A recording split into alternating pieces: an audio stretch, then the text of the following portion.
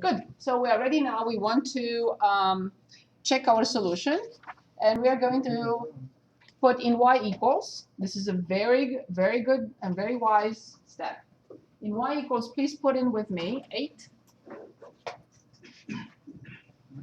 8. And then x, I'm just reading from the equation. And then x, which is, x is right here. This key, all the variables are right here next to alpha. So press on x. Press on power, right here, caret. And in parentheses, 2/3. Do not forget parentheses. You know, it may work.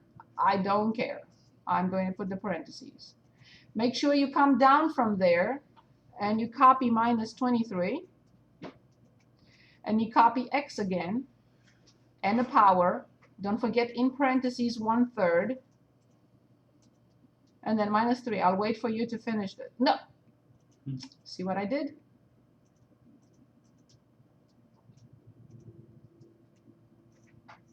Minus 3. So let me know when you have this plugged in. Do we have it? Yes?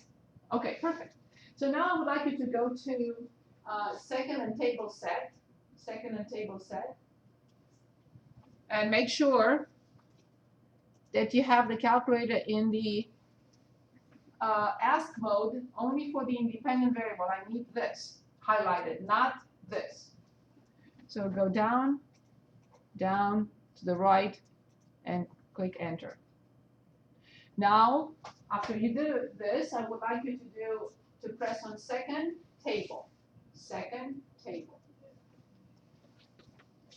Second table. Okay. Which numbers do we need to plug in? 47. What should the answer be for the y value? 0. Thank you.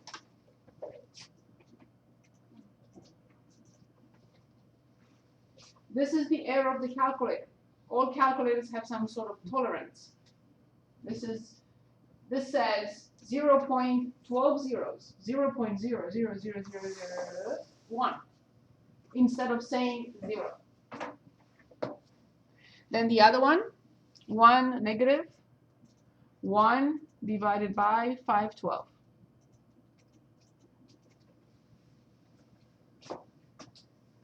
No calculator is perfect. Did you all get the same thing? I'm sure some calculators got 0, 0, just 0. So it's just close enough to be correct? It's 12 zeros after the decimal point. Do you want to have that in your bank account? I mean, no. No, it's 0. Yes. Okay, so it's Very good question. Thank you so much. Very good. Okay, what am I doing now? Can I just ask one question? Yes. Should I go back to? Where did you get the 24 from? Yes. So when the leading coefficient is not 1, and this cannot be, if you remember from that long document of factoring, Yeah. 3 pages, if the leading, or 2, 3, if the leading coefficient is not 1, then the product has to incorporate 8. So 3 times leading, Okay. yeah. Thank you. You can just use the quadratic formula. Of course. We wanted to factor, yes. There were 2 options, quadratic formula or factoring. So I did what I was told to do. Can we do the quadratic formula? Yes, and you get the same answer. Sure. The answer will be the same. However, it depends on what you do and how you simplify it, because you may not get a fraction. You may get that negative 0.002. So it depends on what my math lab is, you know, how they want the answer. Okay, where am I? We're on number 10. We're on number 10. Very good. So, see, I read, right? The absolute value of 4x plus 8 over 5 less than 4. So once I said absolute value, then I know what I need to do next, right? Or what type of inequality is, because you know I'm going to ask you. What type of inequality? Okay. So now I have to ask myself what type, because there are 2 types. So the question is the type with this, or is the type with this? Yes, because it says less than. So I'm looking for these numbers whose distance from 0 is less than 4 units. That's why I read it. You read it. The absolute value less than 4. So then this is the easy one. So please dictate. What should I write? You should put less than 4 on the other side. So Oh, negative. Yes, that's why this is right. You cannot put it between 4 and 4 because that will be nothing. So negative 4 less than 4x plus 8 divided by 5 less than 4. And what happens now? Right. I'm looking for more papers, so please finish it up. I'll catch up in 1 second. I normally have a lot of paper. Yes, I do. I do.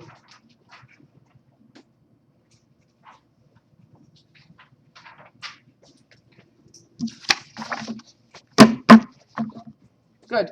So multiplying everything by 5. So this is negative 20 less than 4x plus 8 less than 20. Because remember, we multiplied inside like this. Because we want to simplify, not multiply. And then what happens now? Good. I kind of understood that. I will have to agree. Sorry. Okay, and the final step. Good, correct. So it's this.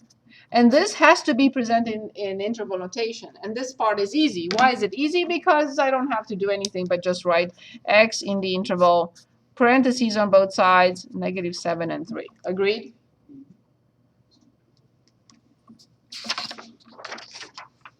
Is that a yes? Okay. Next one. And I read it. The absolute value of 2x plus 2 divided by 3 greater than or equal to 4. What type of inequality is it? Yes, it is absolute value. So I'm asking myself whether, yes, whether it's this, between negative 4 and 4, it's this. Yes. How do I write? And it has to be completely separate. And I make myself a note. This requires the union for the solution. If I don't get the union, something is wrong. So what are the two inequalities here? 2x plus 2, 3 is greater than or equal to 4. 2x plus 2 and 3 doesn't make it negative 1. Exactly. So there is nothing, I cannot include anything in between. It has to be completely separate. Away from 4 and away from negative 4. Perfect, thank you.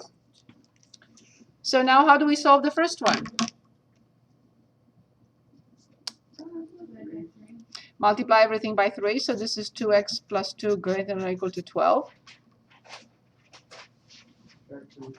Good, greater than or equal to 10. So finally greater than or equal to 5. Excellent. For the other one, the same steps. 2x plus 2 less than or equal to negative 12. Subtract 2. And divide by 2. So now I know the solution has to have the union. It's not a mistake to put this one first and this one second, but normally because we read from left to right, I have to put the left one first and then the right one. So what is the left one?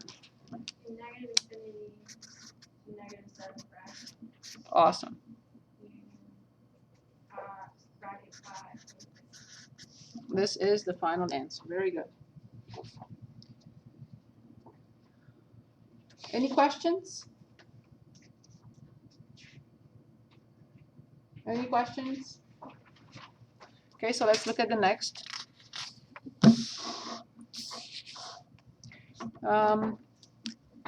Y equals the square root of x plus 12. Here we're asked to say whether this is a function or not. We're not asked to graph, we're not asked to do anything. However, we already know the graph of this function. What function was used? Square root of x. And then what transformation was this when we change x into x plus 12? Right. So you already imagined the graph. Is it a function or not? Yes. But this is not what the problem is asking us. We already know it's a function. The problem is asking us to explain why. And it doesn't, you can graph if you want, but here's the explanation. For x equals 0, for example, what do I get? Y equals? Perfect. For x equals -2, what do I get? Good. For x equals 5, what do I get? What does this mean? It means that for each x value, I get only, what does that mean? That's it. Bless you. You don't have to present those many points. You can simply say, for any x value, I will get only one y value, therefore this is a function. That's good enough. Okay, the next one. Let's use the vertical line test. Is this a function? No. By the vertical line test, I will write on my paper, test paper, for problem 13. By the vertical line test, this is not a function, period. And I move on. Okay. So here we're asked to use the graph to determine few things. So what is the function domain?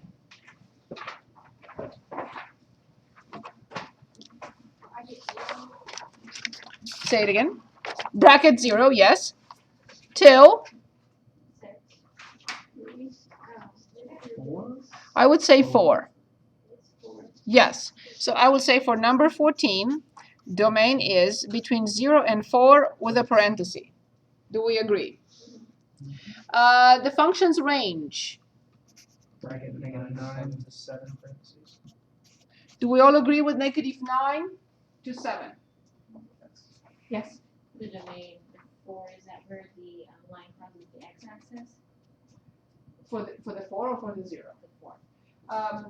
The last point is here, and I read the x value for that last point, and I get 4. But is that where it comes through on the x-axis? Oh, yeah, we have to read from the x-axis. What, then it should be 3.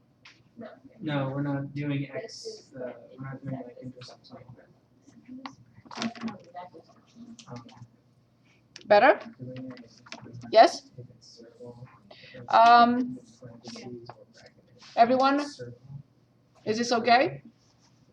Other questions? Is this okay? I was just wondering if that was a bracket on the negative. Yeah, I'm sorry, yes. Sorry. How did you get the 4 on? Okay. The function graph exists between these two x values, which means from 0 to 4. And it's an open point, that's why 4 is. So from 0 to 4, and will be this. For the y values is between this and this. And this is at -9, and this is at 7. But this is a full point, so it will be a bracket, and this is a parenthesis. Better? Yes? Okay. The X-Intercepts. Yes, I would write 4, 0 is an ordered pair. That's the best thing. That should be 3, 0. 3, 0. Sorry. That's okay. That's okay. It's okay. Thank you. The Y-intercept. Very good. Y-intercept is 0, -9. The function value indicated below, f of 1. So for f of 1, yes. So for f of 1, we draw a vertical line at 1. And this is 9, this is 9, 8. Yeah, it's -8. Okay. Appears to be -8. If it's hard to read, I will accept that. Okay. Number 15. Number 15. Open intervals on which the function is increasing. What will you say? None. The function is never increasing. The open intervals on which the function is decreasing. From -infinity till 0. The trend of the function is decreasing. So for number 15, part A, none. Part B, from -infinity to 0. The function is decreasing. C, function is constant. 0 to infinity. For the x values between 0 and infinity. Very good. Any questions? Okay, number 16. The graph of a function is given. We're asked to use the graph to find the following. So let me clarify this. If a function, imagine, has a maximum, a function has a maximum. The numbers at which it has the maximum is the x value. That's the number where the maximum is, the x value. How much is the maximum, or find the maximum, is the y value of that point. Is that clear? So in this particular case, I see it says the numbers at which it has a relative max. I see only one relative max, and I see that this happens at -3. Now, when I'm asked what are the relative max, it's clearly the y value, which is 3. So I will say the function has a relative max when x equals -3. The actual value of the relative max is 3. And the same thing for minima.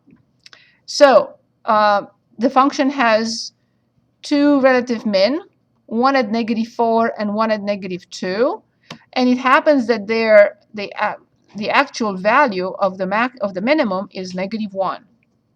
So I will say at -4 and -2, min is -1. And of course, you don't need any of this. Is that, oh, so you don't have to answer that? No, that's all you don't have, nothing on this paper, I don't care. So this is So just, you wouldn't have to answer the numbers? no. So all I would write for part A is exactly what I just said. The function has a relative max when x is -3, period. The relative max is 3. For part B, the function has two relative min, one at -4 and one at -2, and the actual value is -1. So you don't have to write -1 twice, even though it happens like for both. No, no, because it happens to be the same. Okay. Yes. But if it was two different. Yes, of course. Like -4. Yes. Hold, just one second. How did you get -1? Oh, okay. Yes. Is it okay if we put it in point notation? If you put it what? In point notation? That's fine. That's fine. That's perfect. Okay, number 17. Using the given graph of the function, find whether the function is even, odd, or none of the above. Yes, because it's symmetric with completely symmetric with respect to the y-axis, so it's even. Is this okay? Yes? Is this okay? Questions, ladies, go ahead. Yes. I was just. Okay, perfect. Does it work? Everything okay now? Yeah. Okay, so this was a function that we started with. If you want to do something like this again, let's finish, make sure that we finish everything. We still have, we still have 20-some minutes. So, and then we'll come back. We had an example like this at the beginning of the class, right? So let's come back to that. So we can finish everything and then we'll go back. Okay. So here's a function. It says use the graph of the following function to answer all these questions. So the domain of this function, please. Do you all agree with all the numbers for the domain?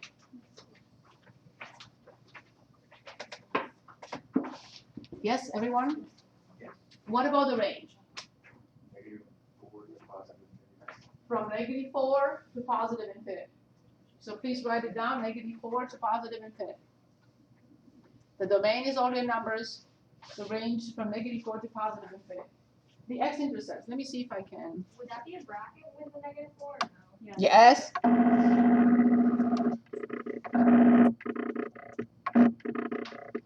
Okay.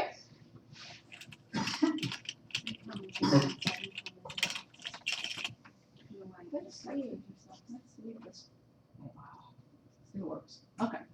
So the X-intercepts are right here. I thought it was working. Okay, here it is. Right here and here.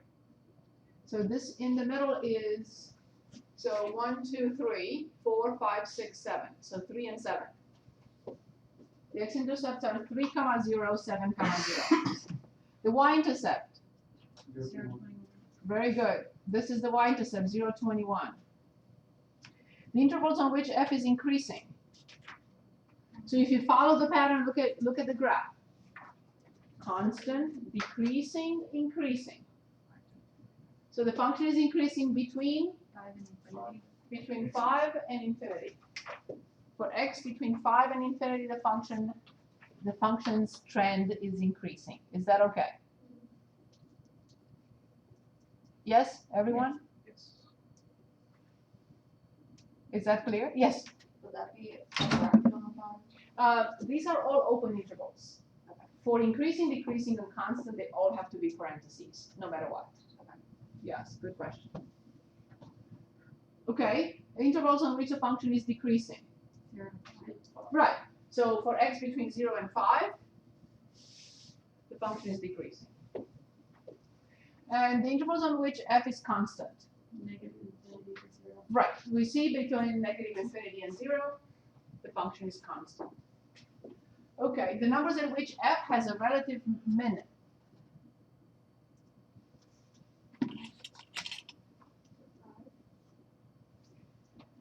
So it has a relative min exactly at 5. So the relative min is when x is 5, and then we are going to be asked how much?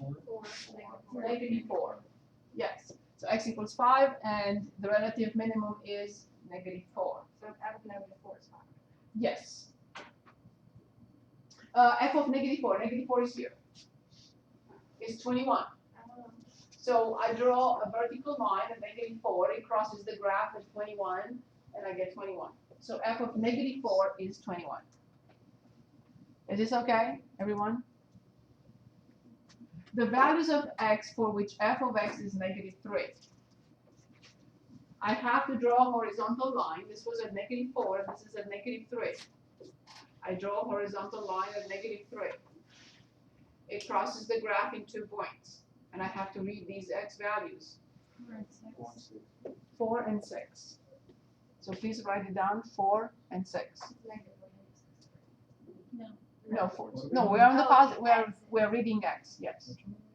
Yes. So positive 4 and positive 6 for k. And final question: is this symmetric, even, odd, or none of the above? Of course.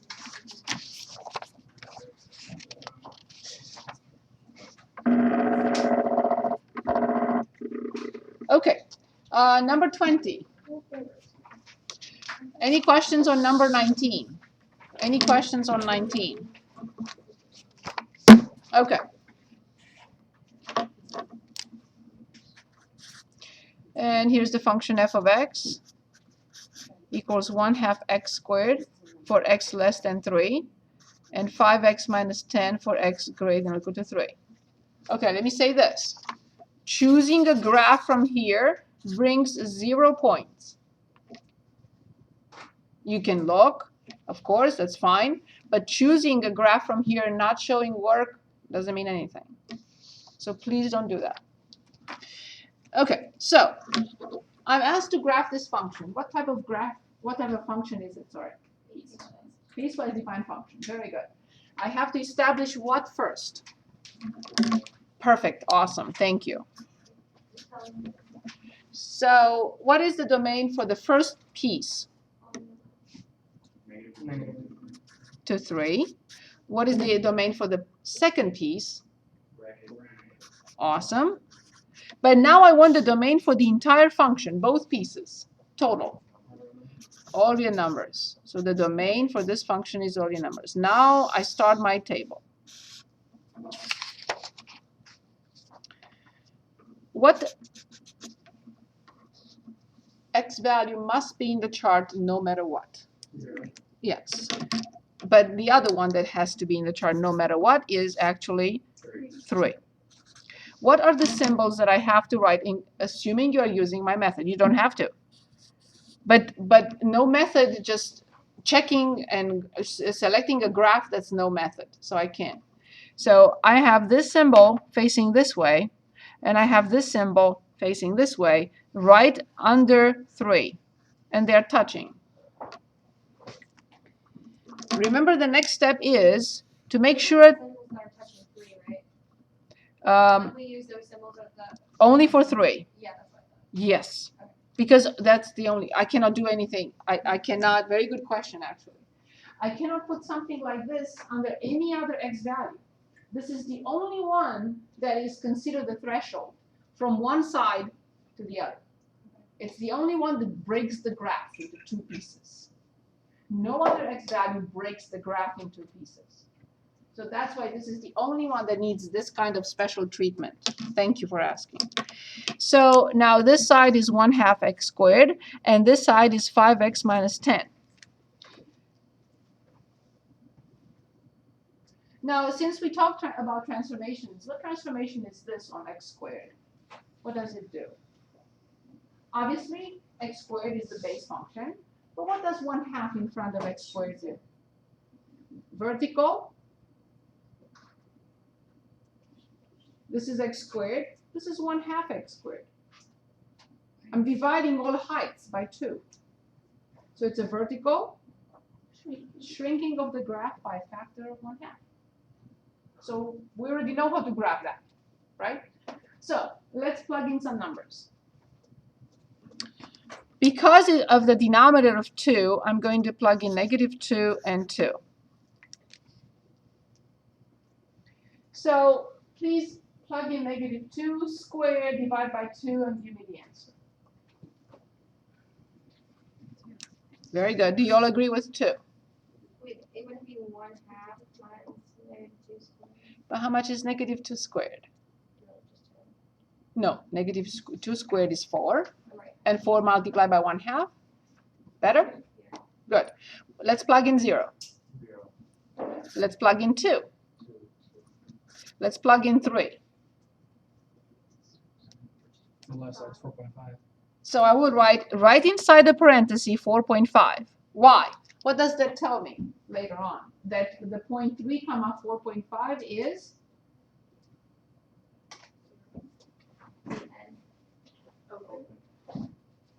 I'm not allowed to plug in 3 in that part. That's what this tells me. I'm not allowed to plug in 3 here. But I did it by force. But I kept it as a parenthesis, so I remember that 3 comma 4.5 is an open point. Let's plug in 3 on the other side. Very good. And let's also plug in 4 because it's linear. We need 2 points. Yes, perfect. Since I'm going high to 10, so I'm going to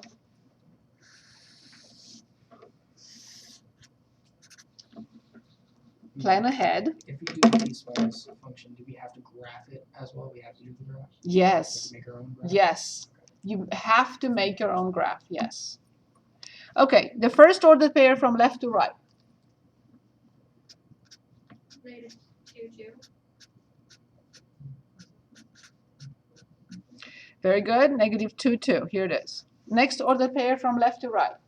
0. Perfect. Next ordered pair from left to right. 2. And the last one here. 3 comma 2, 3, 4.5 and an open point. I know how to graph the quadratic function. I graphed it so many times. This is it. Next point. 3, 5. It is a full point. And then 410.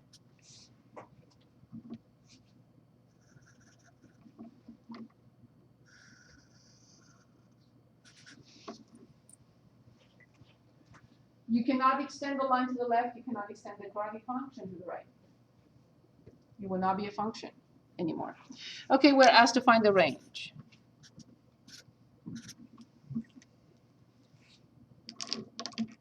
Right, 0. From the lowest y value till the largest y value, if there are no gaps. But there are no gaps because this continues forever. So the range is 0 to infinity. If we're dealing with minimums and maximums, should it always be bracket for an actual number? Yes, yes. If you're, you mean to present the ordered pair? No, no brackets. No, I'm talking about like for range. Because 0 exists. If this were an open point by any chance, I would have used a parenthesis. But this point exists, so I have to use a bracket. Okay, so only if it's like an actual circle part. Yes, if it's an open point, then I would have to use parentheses. Okay. So when you're plugging in the numbers, you're just making them up. I selected something that helped me with 1/2 in front. If I had had 1/3, I would have used 3, -3. Right. So I can simplify it.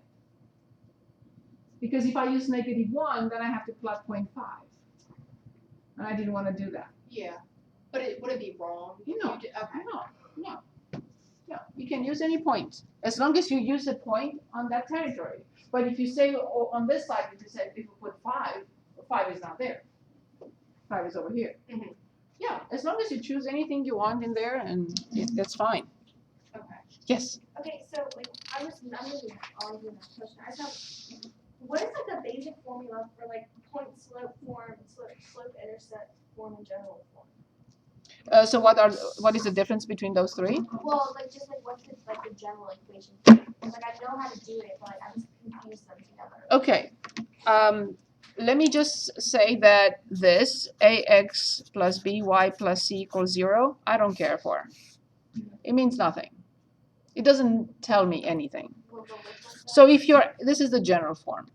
This book considers this to be the general form. I don't even bother with it. This is what we want, which is slope-intercept form. Slope it should be exact, and we should be correct and say y-intercept form. What's the one that's like y minus y? This is crucial.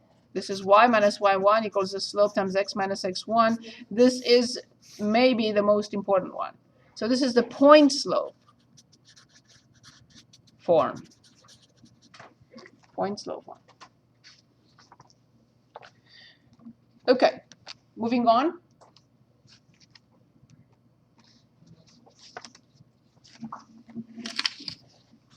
Moving on. Okay, so we are looking at now. Do we have any difficulties with this? Because I know we only have we decided till 51, so in 9 minutes. So can we do this on our own? We're given 2 points to find the equation of the line. We just get the slope from We find a slope and then we find a slope and then we use this one with any of the points. Will that be okay? We can come back if we still have time. This one, be very careful. It's very easy. You do not have to solve for y. You do not have to find the slope. All you have to do is say when x is 0, y is 7. Would you move 42 over to the Of other course, to divide by -6, correct. -42 divided by -6. Of course. And the other one, when y is 0, x is -6. So that's all you need to do. This is like a 20-second problem. And you have to graph it on the scratch paper. That's it. Oh, wait. I posted from last Saturday the review on this, lecture notes and the video. So the rest is all done there. Please watch it if we don't finish. Okay? I will not be able to offer a review this Saturday because I'm at the conference. But next time I will. Okay. Let's work on 24 quickly and then come back to 23.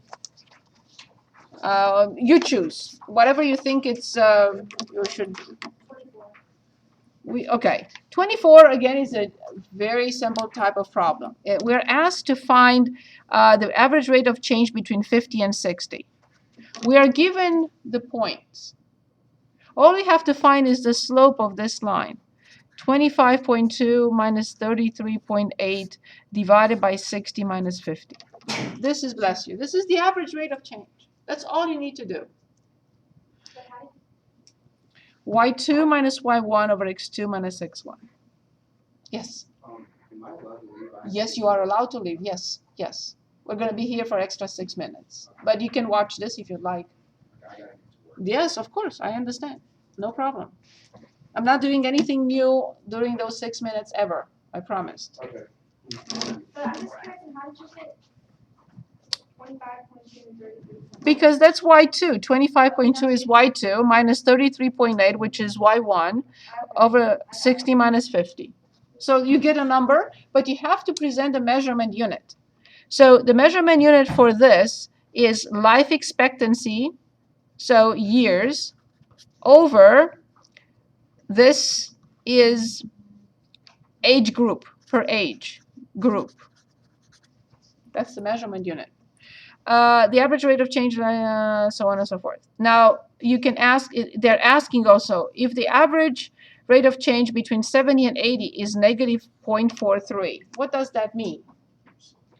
That for females, I think it was about females, right? Female of age, so for females between ages of 70 and 80, it appears, if this is correct, that their life expectancy decreases by 0.43 of a year.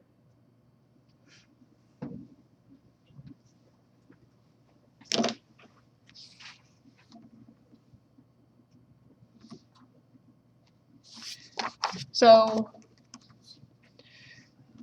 life expectancy decreases each year between the ages of 70 and 80 by 0.43.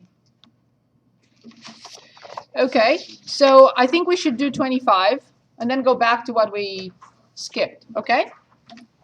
Any questions?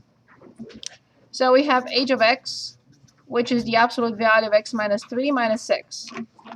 Again, selecting, and selecting is not important. Okay, so the question is, what type of function, what basic function was used here? Very good, awesome. So that is the absolute value. What transformation will 2 be on number 1? First transformation. No, that's not in order of operations. Yes, x minus 3 is the next one, which means left 3. And that's okay. And then the last one is x minus 3 minus 6, which means, remember to finish your My Math Lab, all the work, okay, down 6. So now I'm going to graph this function. I don't care to select anything from that paper. So I'm graphing the absolute value of x. Then I'm graphing shifted left 3. Parallel. Oh, I'm sorry. The stuff on the inside that is flipped. Yes, of course. I'm sorry. I'm trying to finish. Forgive me. No excuses. Of course, I'm going to erase that. Of course. Thank you. I can't get away with anything in this class. Just kidding. I never want to. And thank you so much. Of course it's, and I'm going to change this too. Of course it is. So anything in the absolute value symbols are switched in between? If it's in a grouping of something, it does the opposite. Since it's on the inside, but if it's on the outside, it stays. Thank you. Good. So then the last step, you told me to shift it down 6. Thank you. 1, 2, 3, 4, 5, 6. So this point moves here. Parallel to the blue graph. So this is the final graph, which is age of x equals the absolute value of x minus 3 minus 6. Any questions? Now we have 2 more minutes. Please choose whatever you want from what we skipped. 23. Which one? 23. Very good. Perfect. 23. 23. We have 9 comma negative 5. And we have perpendicular to x minus 5, y minus 3 equals 0. So the idea here is this. We are asked to find the equation of this line, and we know 2 things about it. One is that is 9 comma negative 5 is a point on the line, and the second important information is that the fact that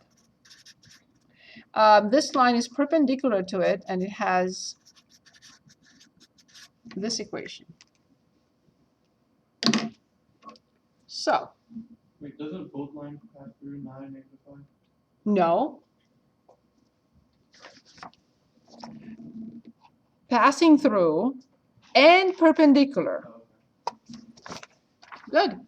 So I know that for this line, if I have y minus y1 equals the slope times x minus x1, in which this is 9 and this is -5, the only thing I'm missing is the slope. But if I manage to determine the slope of this line by solving for y, solve for y, -5y equals -x plus 3, and divide both sides by -5. Careful, term by term. 1/5 x minus 3/5. I determine the slope m1, the slope of this line. What is it? 1/5. Once I determine the slope of this line, I have the slope m. How much should it be, knowing that they must be perpendicular? -5/1, indeed. So this will be -5. So the slope is -5. How? Because m1 times m2 has to equal -1. So 1/5 multiplied by -5 is -1. This is the condition for perpendicular lines. So that's all, and I'm done. Y plus 5 equals -5, x minus 9. And I distribute -5x plus 45 and minus 5. So y equals -5x plus 40. And this is the equation of the line passing through